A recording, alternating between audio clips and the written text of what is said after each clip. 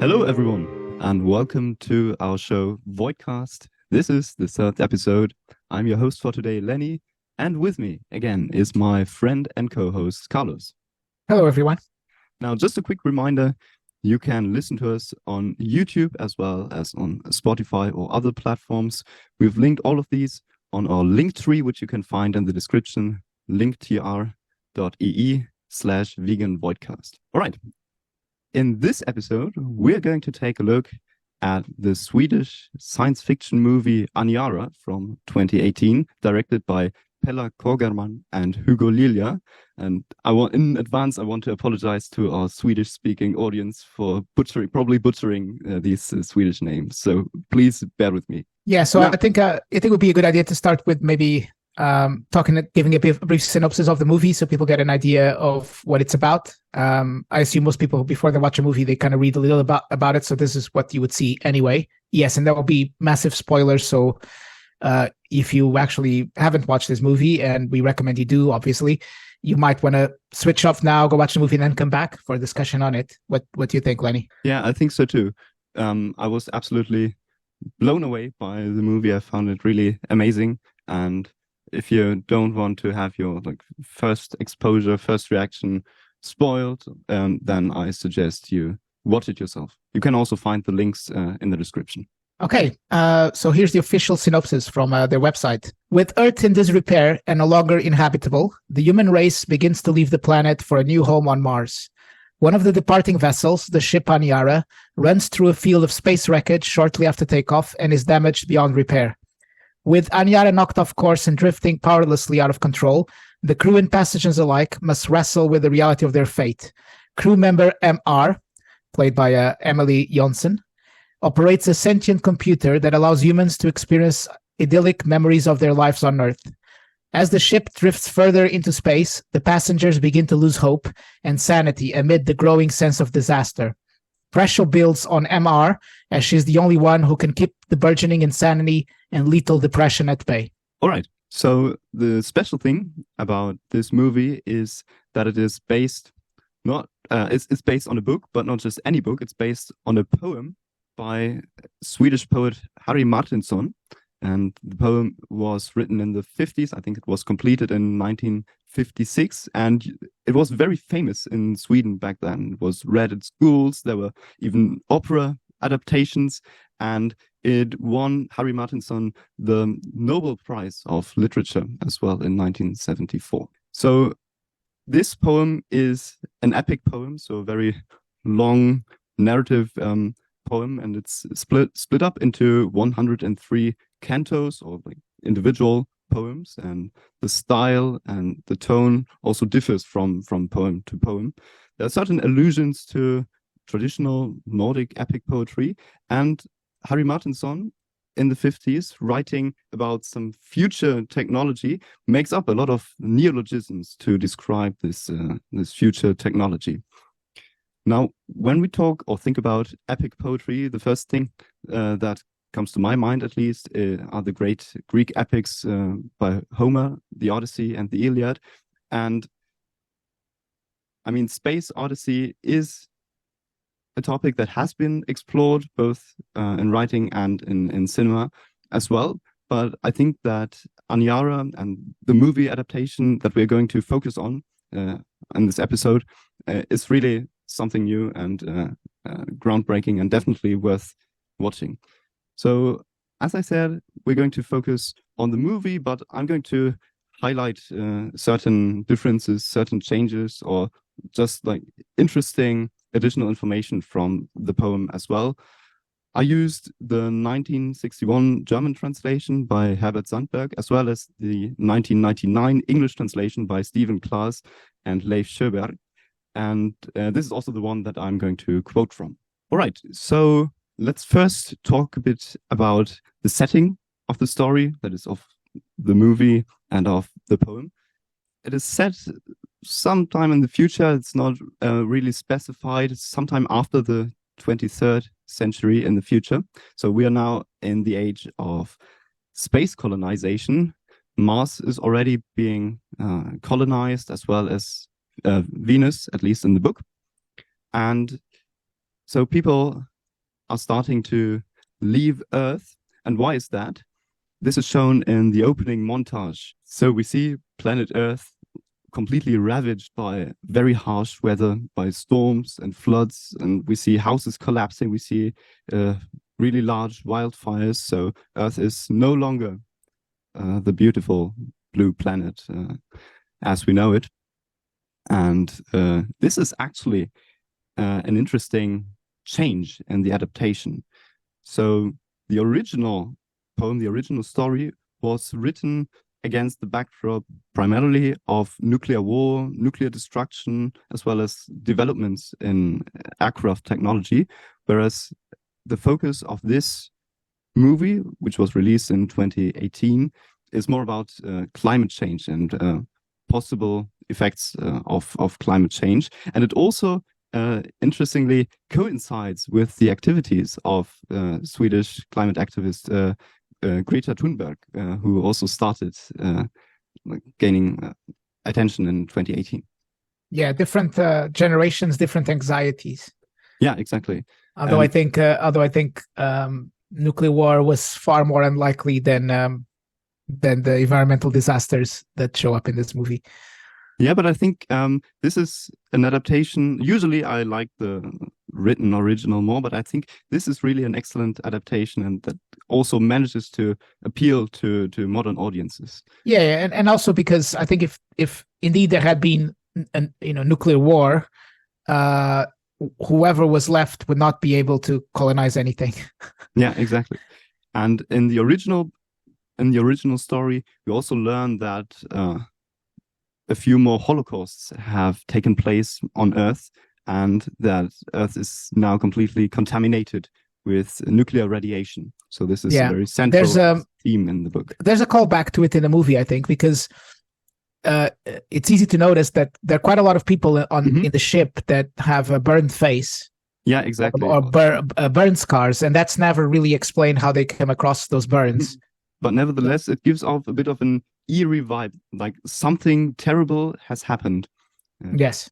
Yeah. So, at the beginning of the movie, like we see this montage, and then the first actual scene, we see a number of passengers boarding some kind of space lift, which takes them to the spaceship Aniara, which we're going to talk about in a bit. And there's an interesting scene where a little girl is reluctant to say goodbye to planet Earth, which is interesting because Earth has become so uninhabitable, so hostile that people don't even want to associate with it. So to give an idea of what this vessel looks like, it looks like a giant duty-free shop or a shopping center. Exactly. So now we're not talking about the space lift itself. Now we're talking about the great spaceship Aniara. So this is essentially a space shuttle. In the book, it is described as being 16,000 feet long and 3,000 feet wide. It has over 4,000 rooms, and there are thousands of passengers on it. And it is actually just one of 1,000 of these space shuttles, which is on a routine flight from Earth to Mars, and is supposed to evacuate humans from Earth to Mars. And usually one flight takes about 3 weeks. So as Carlos said, it's basically a giant duty-free shop, and I think it really resembles a modern luxury cruise ship. I've actually been on a cruise ship once, incidentally, from Hamburg to Göteborg in Sweden, and so it has a lot of these recreational facilities. There are 21 restaurants. There are huge shopping malls. There's a gym. There's a spa. There's a tanning salon. There are nightclubs, as well as a huge auditorium. Yeah, the swimming pool, indoor baseball betting cages, arcade games. Yeah, all sorts, all kinds of stuff to have a pleasant 3-week stay at. There's mention of it being a privilege to be on the ship, Yeah. So clearly there's like an element here of, only a few people can get on it. And of course, if we crunch the numbers of how many vessels you would need to evacuate Earth's population, obviously it's not everybody that's going to be on the ship. Yeah. Yeah, and privilege is also one of the aspects that we are going to focus on as we go along. This is Aniara, and it has actually been criticized for it just took modern Swedish office buildings as the setting of it. So it looks very modern, but also like strangely familiar to the audience. Yeah, I mean, let's be honest. This is not a high budget movie. Yeah. So we can imagine that a lot of the scenes inside the ship were shot in a regular shopping center or kind of regular facilities, commercial facilities that already existed. They were not created from scratch for this movie. Yeah. So this is, as Carlos said, it was a rather low budget movie. I think it was shot on a budget of $1 or $2 million. But I think it does an excellent job of portraying and the central ideas of this grand epic poem and its core ideas. Yes, I mean, I'm very glad they made this movie, even with the limitations they had. Yeah, I agree. And also, if it was made in Hollywood, God knows what it would have become. Yeah, so there's I think we can say this. There's very little of this Hollywood simplicity, and that we also criticized in our last episode. Movie is really trying something new, creating atmospheres that maybe the audience is not used to seeing in Hollywood movies. Yeah. And also I would say it does quite a few things like that, and but kind of from a very formal perspective, my end, as somebody who did film school and was briefly involved in the film production. It's not a 3-act movie, for example, which is already a major distinction for most movies. And I would say it's a movie about a collective of people, not about individuals. Even though it focuses on a few individuals, especially this character of MR, it's mostly concerned about the journey, in this case, literally a journey, but I mean the character journey of a group of people, not just like a single character that we see their arc. It's about a group of people and their arc. It's essentially just a part of humanity trapped inside this vessel, which is really fascinating to watch. So, as Carlos said, it has a bit like unconventional structure. So, in the original poem, we see it is divided into 103 sections, whereas in the movie, it is divided into several chapters, with like time lapses between them. And in the movie, we have nine chapters in total. And the first chapter begins when the passengers start boarding the ship Aniara itself. So they go around, explore a bit, and the main character heads straight to the MIMA, which we're going to explain in just a bit.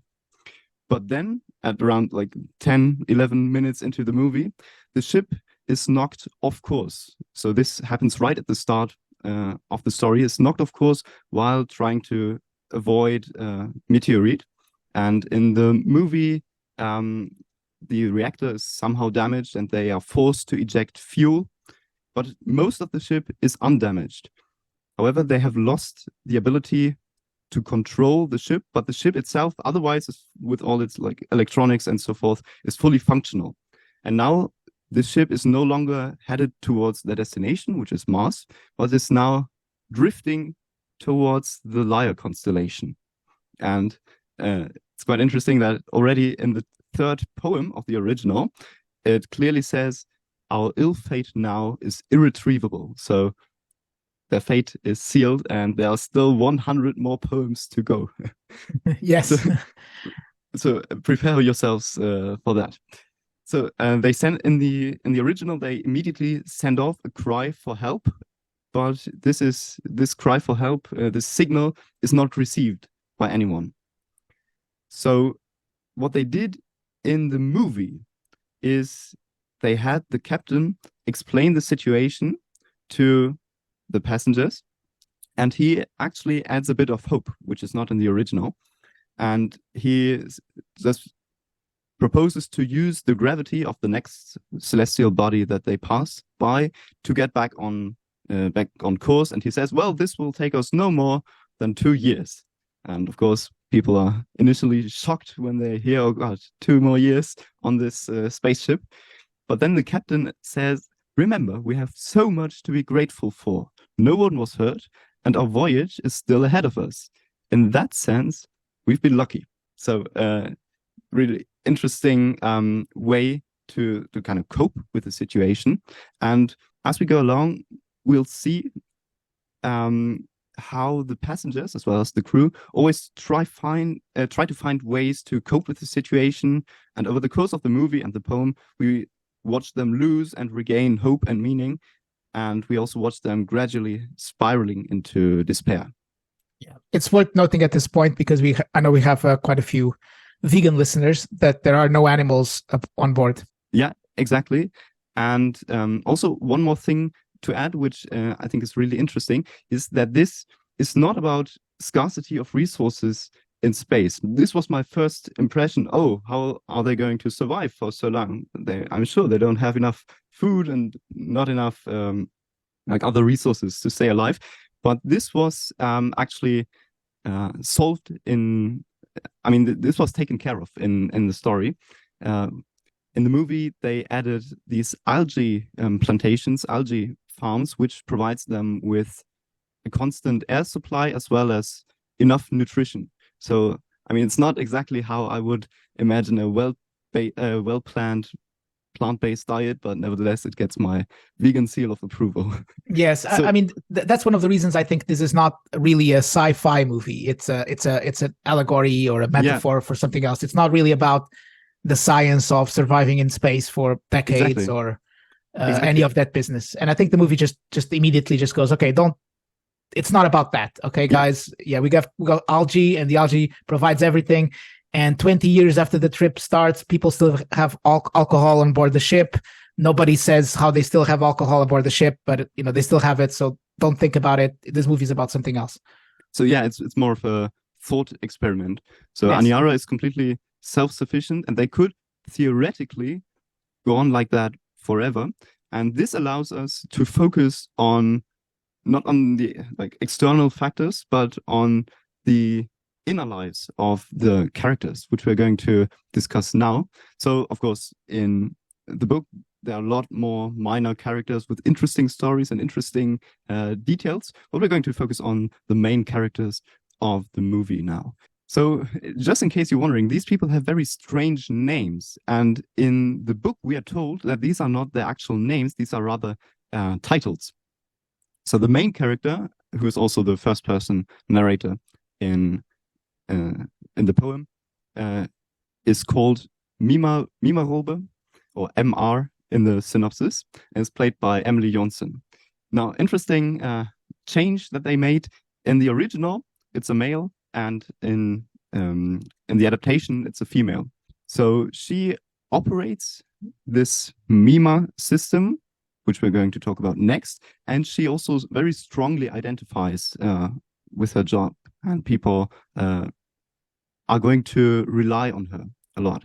So she has no family and no one waiting for her on Mars, which is why she's able to handle this initial shock much better than most of the other passengers. She's just there to work. And she also knows that life on Mars isn't all that great. So we learn that there's very sparse vegetation, and people on Mars are not particularly happy. But Mirarobe, so MR, the main character, is actually quite retains a rather optimistic outlook. So she always tries to make the best of the situation, even though she's also deeply affected by the situation, but nevertheless tries to make the best out of it. Yes, in many ways, her whole life is inside that ship, isn't it? She doesn't have, doesn't seem like she left anything on Earth, and she obviously doesn't have anybody on Mars waiting for her. So she's probably the one better adapted to survive psychologically. Yeah. What's happened? Yeah, absolutely. So we see how people react to this unexpected change of circumstances, and how they have to essentially build a new home on board of the MIMA, and I would say that MR is comparatively successful in doing this. So then we have the MIMA, which I would actually consider a major character. It is an artificial intelligence virtual reality system, and is described in the book as a sentient and conscious AI, so the kind that antinatalists should take care not to bring into existence. And yeah, also because it can suffer. Exactly. And but its main purpose is to relieve the passengers' suffering. And in the movie, they explain that it was created for the first settlers on Mars. In the book, we learn that MIMA kind of partly invented and constructed itself. And what does it do? It provides its users with simulations of like pleasant, idyllic memories. So it essentially allows the users to relive these memories again. So they enter a hall, the so-called MIMA hall, and then they are told to sit down or lie down and relax, and then MIMA connects to their brains and provides them with these soothing, pleasant simulations. Now, this is something that works differently in the book, because in the book, MIMA receives and processes signals not from its users' brains or memories, but from all over the universe, and lets its users experience these impressions. And it's told in the book, MIMA tells no lies. So what she presents its users with is believed to be like reality, what's actually going on in faraway worlds.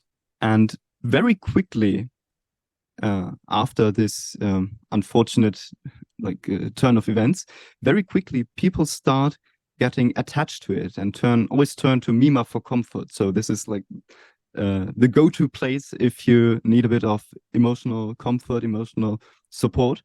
And this MIMA hall will remain a very central location of the movie for the rest of the story too. So this is MIMA. Then we have the Captain Chefone, played by Arvin Kananian. Very interesting character, especially in the movie. So the first time we see him, he's quite meek and nervous in the beginning, and when he is like forced to deliver these shocking news to his passengers, but he quickly strives to become and like establish himself as some sort of authority figure, which is quite interesting because it was actually just supposed to be a routine trip. And normally when I don't know, take the bus or the train to work or to university, I don't think of the bus driver as some sort of like high towering authority figure, but he assumes this role because after all, he is the one that is like in charge and responsible for whatever's going on inside the ship. And he makes it his priority to keep up appearances, that is to keep the crew and passengers in line. And he does this by invoking tropes like, oh, we are building our own world, our own little planet on the ship, and we are all just one big family, and we are the pioneers, and things like this. He explicitly says the last thing we want is for people to lose hope. But in order to prevent this from happening, he also makes use of lies, like he lies a lot to the people on the ship, and on violence as well. So it has a very like the end justifies the means kind of mindset. In the beginning, he's obviously completely untrained and unqualified for the situation he's about to take control of, because he's in theory just like a shuttle pilot, right? He's like a cruise ship pilot, and all of a sudden he's having to handle. He's effectively just become like the king of the ship, right? Not just the king, because in the book he is explicitly described as being a dictator. So is essentially like the king. Yeah. Yes. But what does this mean? It means he is also in control of the propaganda that's being spread on board the ship, and in the movie, they actually send these announcements and like small propaganda clips from time to time, which I think is a very cool addition. And he is also described as having some sort of military background. In the book, at least, he is told to have committed some war crimes in these like nuclear wars, nuclear destruction, nuclear conflicts. And yeah, so and the book also describes him as some sort of psychopath. And how does he cope with the situation? Everyone, we'll see, finds their own way to cope with the situation, and he turns to some sort of toxic masculinity to establish himself as an authority figure and to like stay in control, so to speak. And so we see how he is growing a beard. We see how he's excessively working out. So this is like one of his go-to coping mechanisms. And he really doesn't want to have his authority questioned by anyone, especially not by women. So he also seems to develop some sort of misogyny. And this is really interesting because in the movie adaptation, many of the main characters are women, and so there's interesting conflict between these personalities. Yeah, even women in positions of power within the ship as well. Yeah, exactly. And this it kind of reminds me about these like masculinity gurus, especially like in times of great uncertainty and insecurity. I've noticed that many, especially young, insecure, troubled men, turn to these masculinity gurus to discover their true masculinity or whatever. And I think it's just an expression of this insecurity and of this existential despair after all. Yes, so, and I think we're probably going to see. We're already seeing some of that, and we'll see more of it, I'm sure.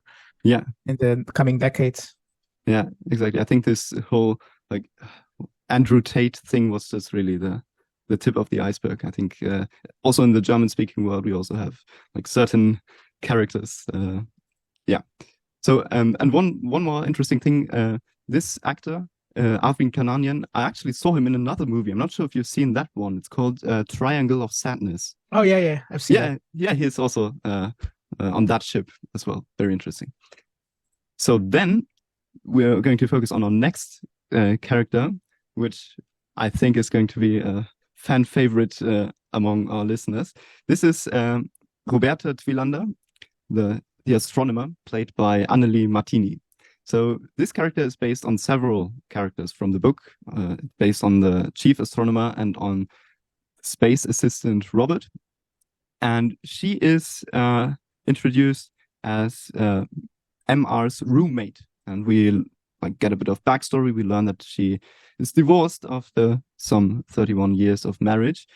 And now she has become quite cynical and nihilistic. And she is very unfriendly, but somehow in a lovable way.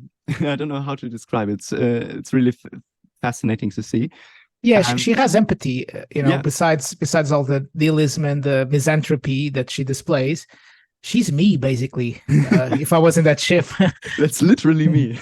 Yeah, it's literally me. They put me in the movie as a 70-year-old woman. Yeah.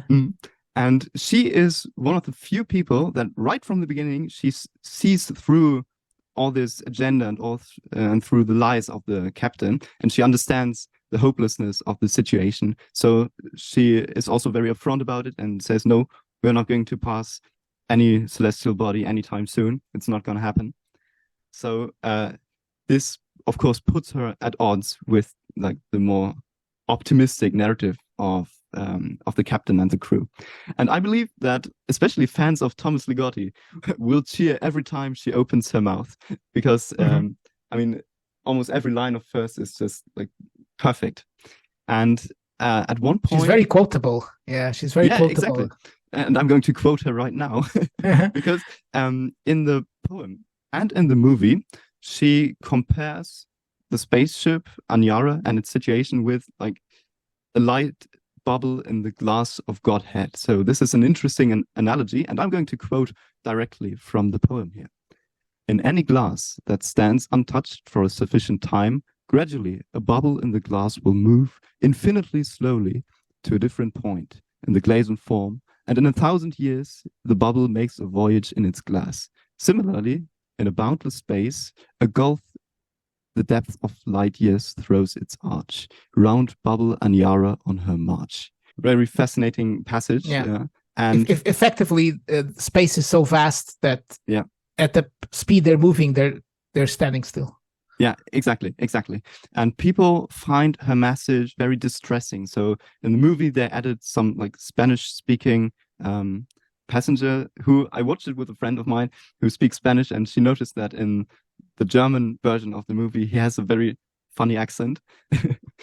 And yeah, so this is Roberta, and how does she cope with the situation? We see how she turns to alcohol and becomes a bit of an alcoholic throughout the movie, but very important character who speaks the uncomfortable truth. Yes, she's somebody who speaks the uncomfortable truth and then gets vilified for it, like pessimists. Yeah, that's literally us. Yes. And then one more main character, and then we're going to focus on the plot a bit, is Isagel, who is played by Bianca Cruzeiro, and she is a pilot. And the interesting thing is that she's a female both in the book and in the movie, explicitly described as a female pilot in the book. And she is characterized as like being like emotionally distanced and aloof, and people even say, well, doesn't she have any emotions? And she is an expert in suppressing her emotions. And yeah, so she is somehow distraught and somehow fatalistic. The poem describes all pilots essentially as being some kind of like of fatalists essentially, but nevertheless, MR is, so the main character is very fascinated by her right from the beginning, and they actually develop a romantic relationship. And I would say, I'm not sure about you, but I would say this is actually an example of like queer relationships done right in cinema. Yeah, although who am I to say? But yes, I mean, there's I think the society displayed in this movie is post-racial, post-gender relations, I guess. I mean, everybody seems, except for the captain, who seems to have some hang-ups with women. Otherwise, women seem to have similar roles to men in terms of authority, and nobody, even MR, she goes between having relationships with men and women as well. So she seems quite fluid in that sense, and there's no recrimination of any kind. Nevertheless, I think privilege is indeed an important aspect of the movie. So we have these several thousand passengers, 8,000, I think, in the book, who are described as refugees in the book, which I think is a very interesting twist of the ongoing refugee situation, because what are refugees doing? Essentially fleeing from underprivileged regions to more privileged countries in hope to find a better life there. And now we have these upper class privileged people fleeing from planet Earth to Mars, essentially, to a planet where barely anything grows. So this is interesting to note, and also that we have like a distinction of classes. We have the pilots and we have the uninformed passengers. And yes, I mean this is quite a common trope. We see that in a lot of disaster movies. For example, in Don't Look Up, which we might cover later on. What was it, 2012? With the barges, and only the rich people could get on the barges to survive the flooding, and quite it's quite a common trope, I think. Yeah. But it's disappointing that even on the 23rd century, it's still going on. Yes, indeed. And also sets us up for some kind of conflict, of course. So I think that's it about the main characters. Now, getting back to the plot, next time we see the passengers is after 3 weeks. So chapter 2 begins after 3 weeks. which is actually the point in time where they are supposed to have arrived on Mars, but instead they're still like trapped in this giant duty-free shop, in this giant hotel lobby. And what we see, people are slowly getting used to it. They find ways to pass the time in these like arcade stations or whatever.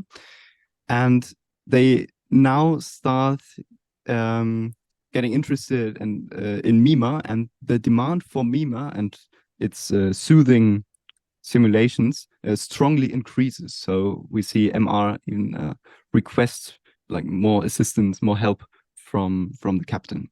Yeah, I mean, they distract themselves, and to quote our friend Zappa, yeah, it can be likened to a flying machine. You know, it's funny that Zappa actually had a metaphor that ties in with the movie. Yeah. It can be likened to a flying machine made of heavy material, but embodying a principle that keeps it airborne whenever applying. It must always be in motion, as air only carries it fleetingly. The pilot may grow drowsy and uncomfortable out of habit, but the crisis is acute as soon as the engine flunks, like the movie and the book. The tactic is often fully unconscious. Despair may dwell right underneath and break through in gushes, in a sudden sobbing. When all distractive options are expended, spleen sets in, ranging from mild indifference to fatal depression. That's from the Last Messiah, of course.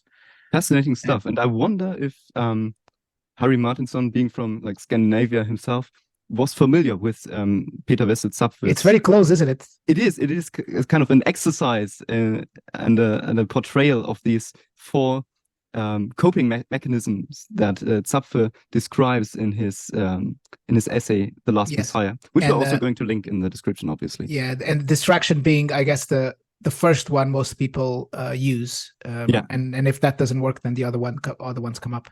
Yeah, we will see like the different ways they explore and they try out in order to regain a sense of meaning.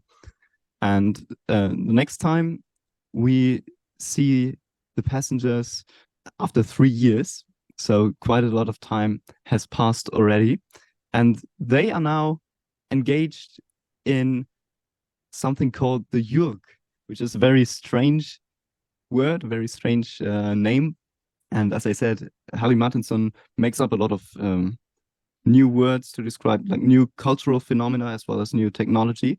And Yurg is some sort of dance. In the movie, it's like a group dance with a really elaborate choreography, whereas in the book, it's described as like being more like a swing music dance, and also has very interesting sexual connotations. So it's described as a very ecstatic dance. Yeah, in the movie, it looks like a line dancing. Yeah, like they do in America. So like a collective dance. And of course, there were similar collective dances in the history of Europe, for example.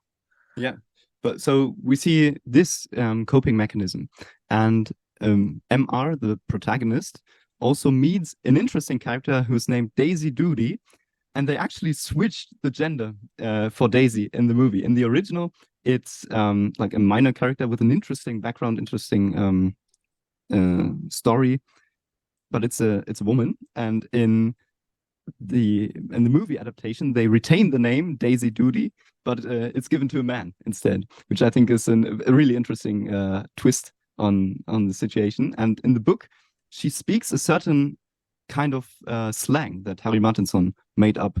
So some sort of futuristic slang that like makes no real sense to the reader, but that MR, the protagonist or the narrator, finds really attractive because it reminds him of life, how life used to be and culture used to be on Earth.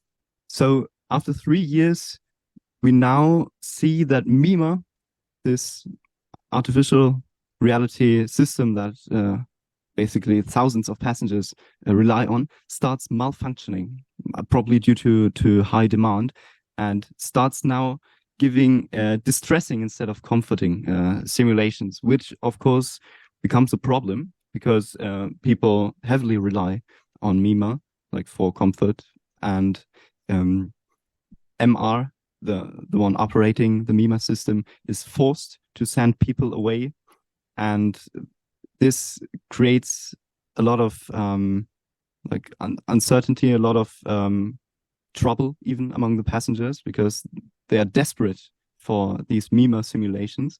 It has become an addiction, like a ubiquitous addiction on Aniara.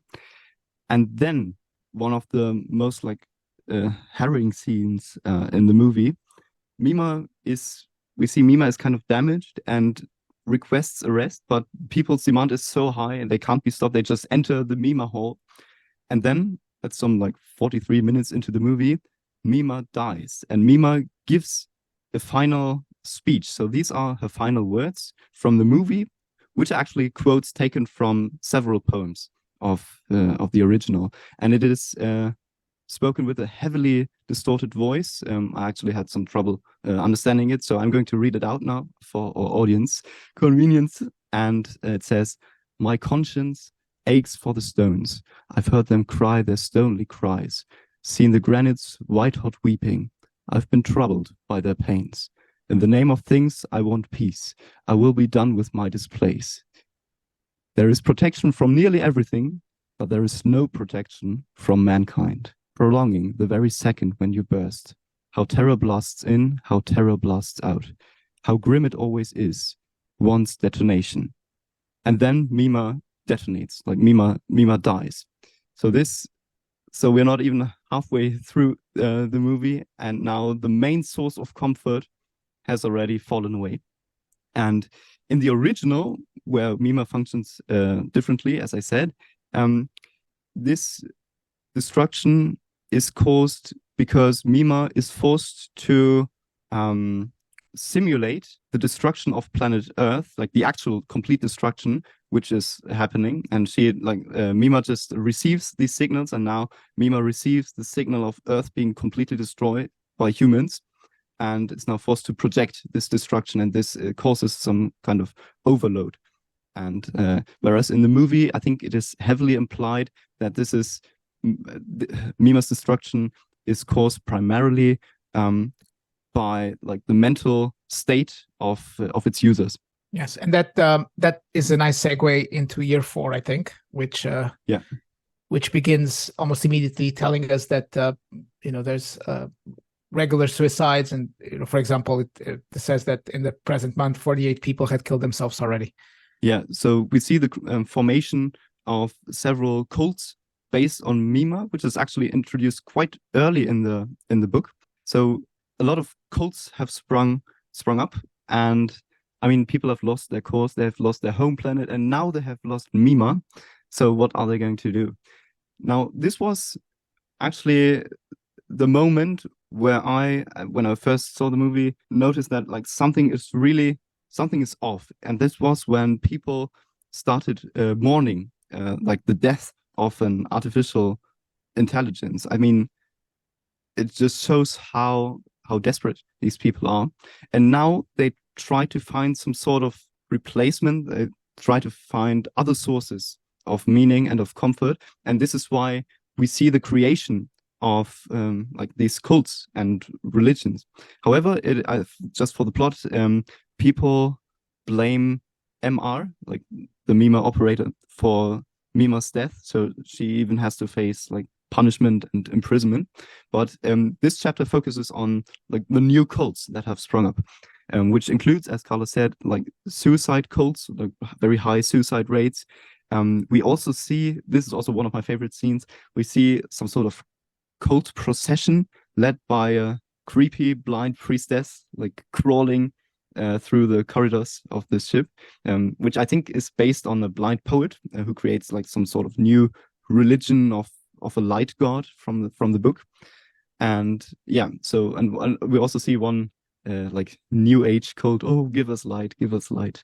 Really, now people start going progressively insane, I would say. Yes, there's also sex cults, Exactly. Which also seem like breeding cults in a way, because they just have sex, and I would assume they're trying to have more of them. Which I would actually disagree. So we see this sex ritual, which is sexuality is also a central theme in in the poem. But now we have this archaic ritual. Like they are in the MIMA hall, and they are like it's supposed to be MIMA's funeral, and so no electronics whatsoever. Just a very archaic ritual. They paint their faces, they start chanting, and they use candles and mirrors to enhance the experience. And why do they do this? I think primarily to like give each other this pleasure, this ecstatic pleasure that they used to find in MIMA. And now they, like, in memory and in honor of MIMA, they try to recreate it themselves. Yes, but there's the point when a man is brought along to have sex with one of the women. Yeah, but it's like quite mixed. Men have sex with women, and like it's quite mixed. As you said, yes, these sex rituals are heavily implied to like lead to the birth of like new people on board of Aniara. But this is actually an interesting change that they made from the original, because in the original, a child is born to Isagel, the female pilot that our main character or protagonist is in a relationship with. But in the original, I think it is implied to be some sort of like immaculate conception, like a product of marvel of technology and calculation that's like artificially created. Whereas in the movie, it's heavily implied that the child is born as a result of one of these orgies. And I think this is one of the aspects that we should dwell a bit on as antinatalists. Like this is a really interesting portrayal of giving birth in such a situation. We see how Isagel struggles with the whole situation. She says, "Oh, I don't want it. I don't want to." While giving birth, we see how she is tempted to drown her baby, and she explicitly says, "There are no possibilities here. I'll give birth to a prisoner. I'll deliver someone to eternal night," which actually comes quite close to like the pessimistic literature that we love.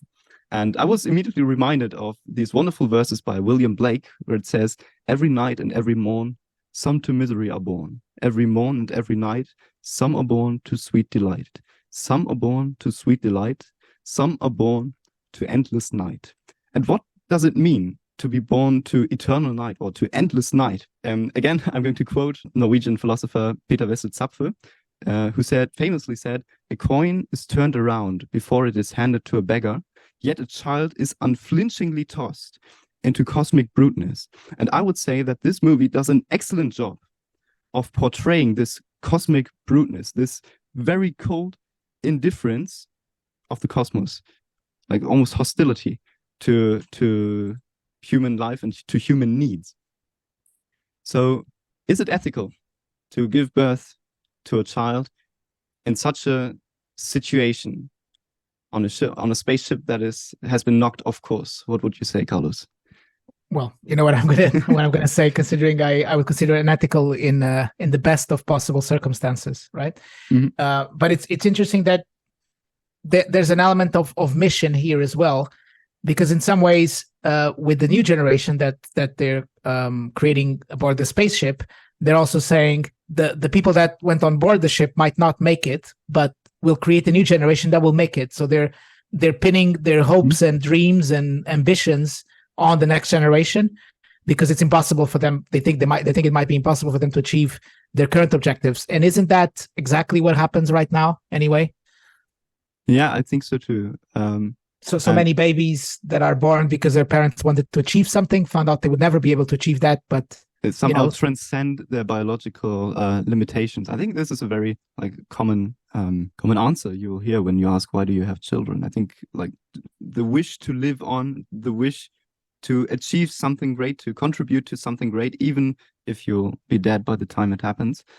Yeah, but I think one very central theme of the movie that I saw like some viewers had trouble understanding is like the issue of cosmic insignificance, which David Benatar also writes about in The Human Predicament, where he says, "We are insignificant specks in a vast universe that is utterly indifferent to us." So again, indifference, this cosmic indifference, and we are ephemeral beings on a tiny planet in one of hundreds of billions of galaxies in the universe, or perhaps the multiverse, a cosmos that is coldly indifferent to the insignificant specks that we are.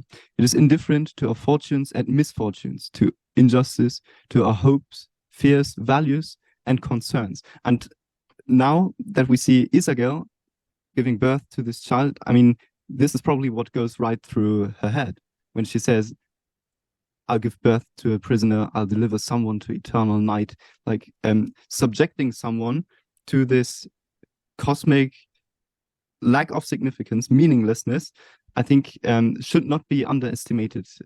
It's really one of the great issues, great problems of the human predicament. Yes, I mean, in fact, we already are on a giant ship going across space right now. Exactly.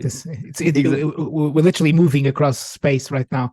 So I understand this whole story of Aniara, the spaceship. I think it's just an allegory of human life on Earth. I mean, after all, what are we doing? We are on this planet, and we're not going anywhere. We're just moving around in circles, more or less. And what separates the passengers of Aniara from this cold and indifferent space is maybe like just a few inches of steel, whereas we are separated from outer space by like a few kilometers, not much more. But what is the difference, really? Aren't we all trapped in the same situation and in the same predicament as the passengers on the ship? In the beginning, they're just consumers, right? They're just consuming, and then that stops working to alleviate their despair, and then they move to these cults, and then they create little cliques, and the cliques fight against each other.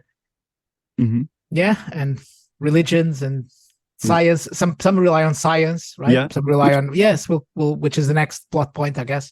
Mm-hmm. But first, I think it is worth noting that this child actually manages to provide their parents, that is MR and Isagel, with a sense of newfound meaning. So this actually seems to work for some time. And I mean, I imagine that giving birth or raising a child is indeed a very great and valuable source of meaning, or at least like perceived meaning in one's own life. And yeah, this seems to work for some time, and we see how people even regain hope now that they have started their own little families. So this should not be underestimated, the sense of meaning that having a family can provide. But as we will see, it can only do so much. Yeah, all right. So you wanted to move on to the next chapter, right? Yes. So we're on the year 6. Mm-hmm. Exactly. And now the funny thing is, every time a new chapter starts, we see on screen week 3, year 3, year 5, year 6. In the German version, I'm not sure if it is a mistake or if it is done on purpose, but it actually doesn't say year 6. It says hour 1 again, so like chapter 1, which is interesting. And why is that? I thought at first this was intentional. It is because now the crew detects a mysterious object in space, like a long object which looks maybe like a space probe. Not quite sure what it is. And they even train new recruits to use the ship's inbuilt hooks to get it on board. And the captain, of course, immediately sends a propaganda message, which is, now we have found this object which is going to provide us with enough fuel to get back on our course. Yeah, and that's what I meant by after the consumerism, after the cults, after MIMA, they're back on the science copium. Yeah, exactly. Also, by the way, this is an interesting I say copium because it's very unlikely that this plan was going to work, because they had no idea what was on this thing. Yeah. I mean, this was literally just based on assumptions. And the captain asked, well, can we be 100% sure that it does not contain fuel? And like pilots and astronomers said, no. So he said, okay, all right, I'm going to send this message. Yes, this is the same when I hear on the news a group of scientists say, we have to reverse emissions now, otherwise we'll go past the tipping point. And I'm 45, and I'm pretty sure I've been hearing this for like 30 years or 20 years at least. Yeah. So, yeah, I'm not sure about that. So to me, that's science-copium. Yeah. So this episode, basically, called The Spear, takes less than a page in the book, but it is greatly expanded on in the movie. So we see the announcement, we see, and these new recruits are actually successful in like holding this mysterious object on board, and scientists are now exploring it. And of course, Roberta, the astronomer, quite quickly arrives at the conclusion that it won't get them anywhere. Like, people used to be really excited about it, and it actually got their spirits up. But Roberta realizes that this is basically just a useless metal object, and says, well, we are in a sarcophagus, we're trapped here. And when the captain hears this, he actually shoots Roberta.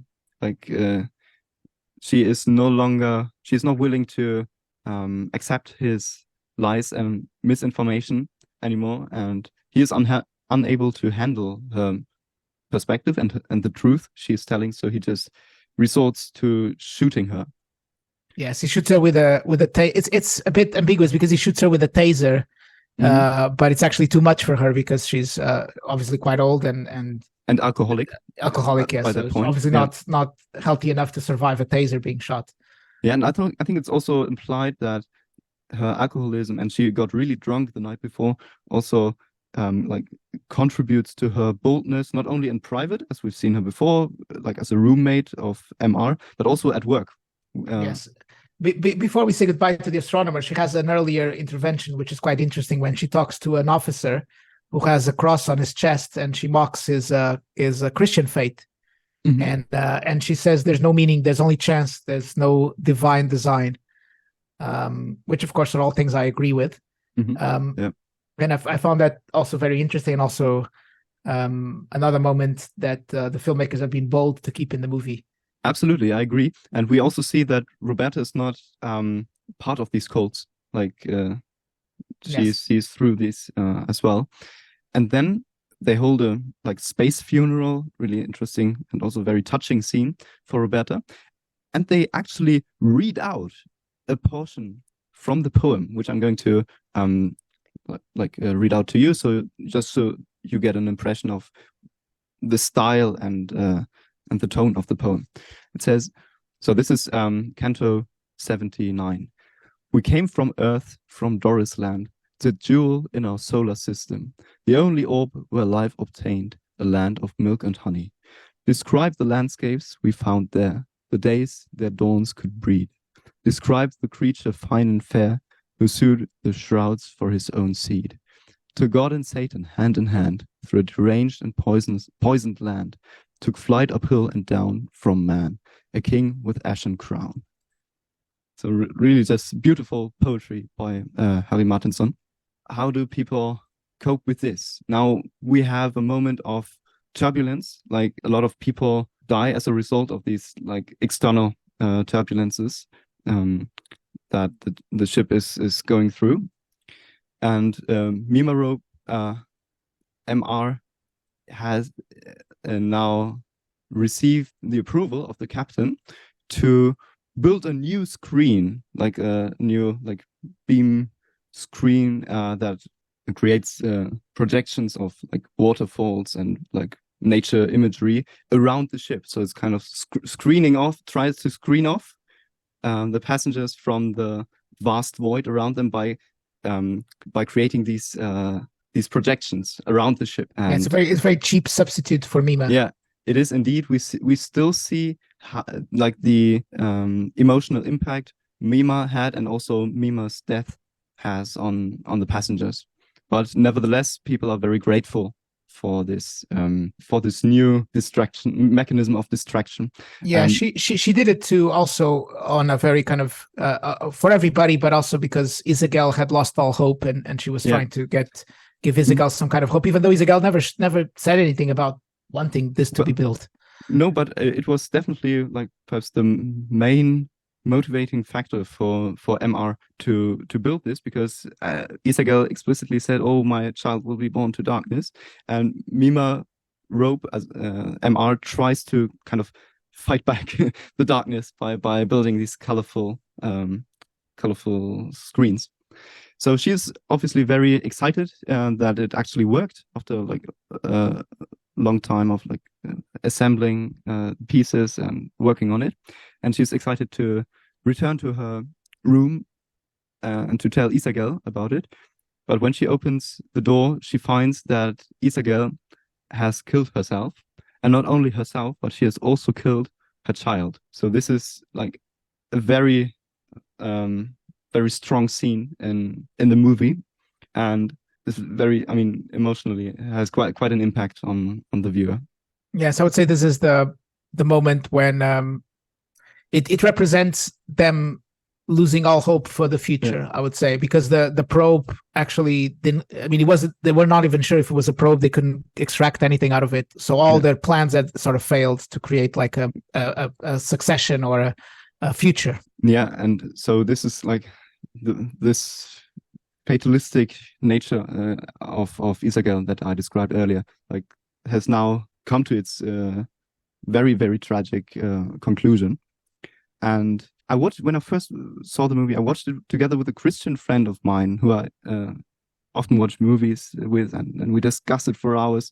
And he says, well, the movie raises the question if killing the child was the right thing in this situation. And it is a question I was not able to answer, because as we go along, we'll see the suffering that the rest of the passengers go through.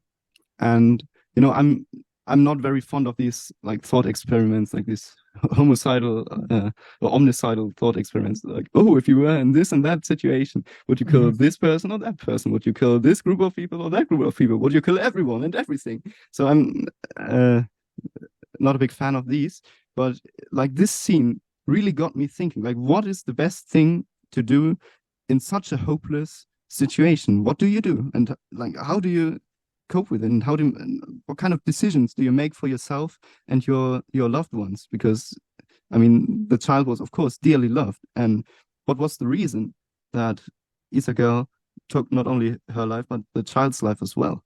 Yeah, there's an element though, because she was the biological mother of the child, that there's a strong sense that she owns the child's life, you know? Yeah. So if she gives it, she can take it away, which plays a strong element in this, even though, of course, I don't agree with nothing of it. But I think for the viewer, I think there's a strong element of that, right? She, you know, as far as her motivations go, or her own imagined legitimacy in doing this. And what is also very fascinating is, even though it is not an explicitly antinatalist movie, but nevertheless, we see Isagel express her regret at giving birth. And not for her own sake, like, oh, now I can't like pursue my dreams and hobbies anymore. And like children are expensive, or children put me at some kind of risk, as we have seen in the last episode where we discussed this episode of Love, Death and Robots, which was all about like the advantages of a child-free lifestyle in this dystopian futuristic society. But now we actually see this concern for lack of a better word, this concern for the unborn portrayed on screen, which is really fascinating. And I think that now it is kind of too late. Now I'm sure Isagel wishes she had never given birth to this child and never put this child in this miserable situation. And now, like, what is left to do? So this is really an interesting movie to watch, and I would highly recommend it to our antinatalist viewers. So this is kind of like the breaking point for MIMA. In the next chapter, we are the chapters start becoming shorter as there's less hope, I guess. There's less things, there are fewer things happening. So we are now like entering like the final 10-15 minutes of the movie. This is kind of like the epilogue. And now we are in year 10, the Jubilee, or the anniversary of MIMA's departure. And we see an extremely depressing and listless party, like with a DJ in the main auditorium. And you can just tell that people have completely lost their will to go on. And even though the captain still tries to keep up appearances and still tells his passengers, well, we are pioneers and we have gone to where no man has gone before and so forth. But we also get a glimpse of his wrists.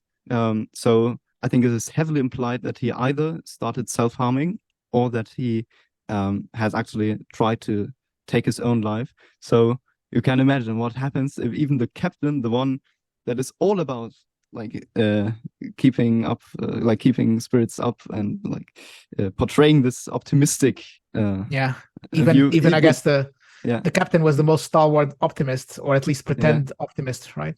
Yeah, exactly. And now even he has trouble believing his own lies. And he gives MR an award for creating these screens, these projections, which are supposedly still working.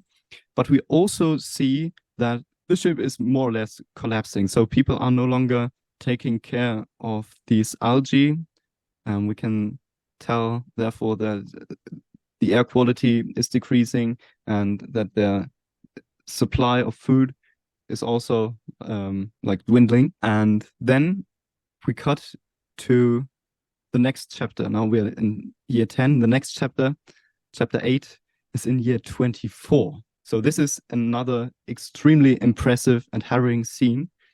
And the chapter is called The Sarcophagus. And throughout the poem and throughout the movie as well, especially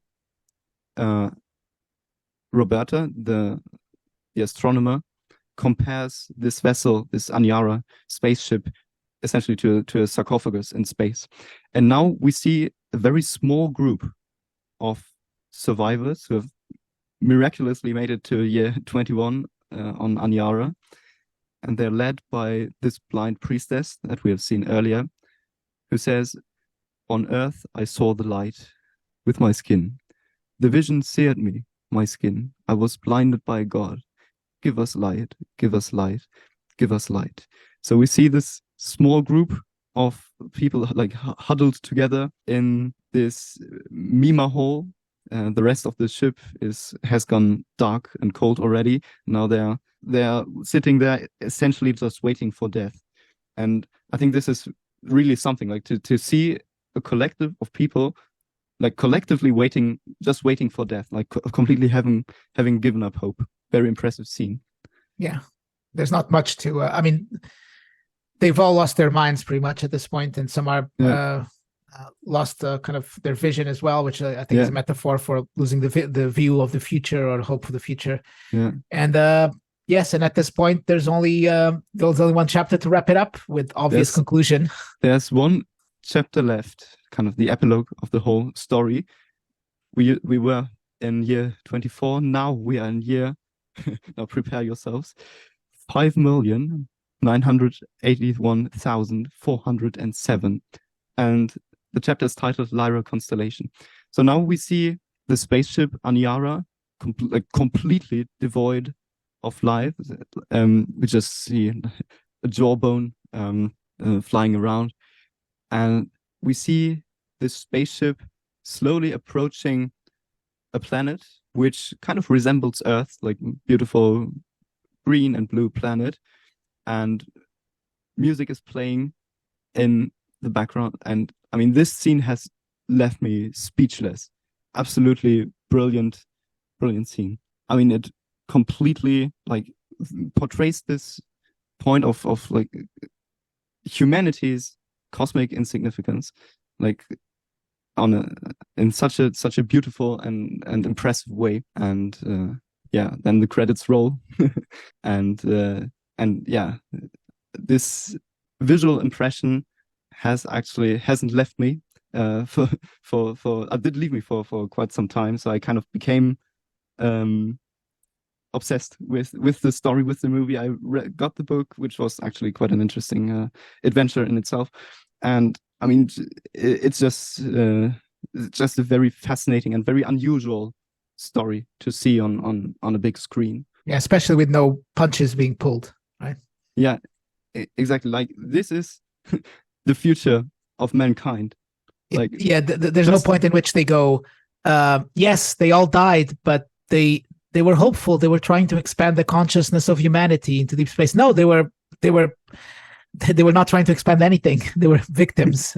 Yeah, and now that they have reached existence, yeah, like I think it is heavily implied that this planet is a habitable zone. Now no one is left to inhabit it. I mean, people have described this movie as being very bleak and depressing and a heavy hitter for some, and I would definitely agree. But I think this makes it all the more interesting for people who are interested in like these concepts of philosophical pessimism, especially. Yes, and if they're not, you can also show it to them and then start interesting discussions about those concepts. Absolutely. I mean, I've read a couple of reviews, and as I said, some people seem to have trouble understanding the main concept. Some reviews read like, "Oh, this movie doesn't give me the good fifis, 0 out of 10," or something like, "Man, I don't want to think about philosophy and shit. I just want to see my aliens and starfighters and space battles. 0 out of 10." So you just have to know what kind of movie you're getting into. So it's a movie that is indeed very bleak and is told with I think in a rather slow pace.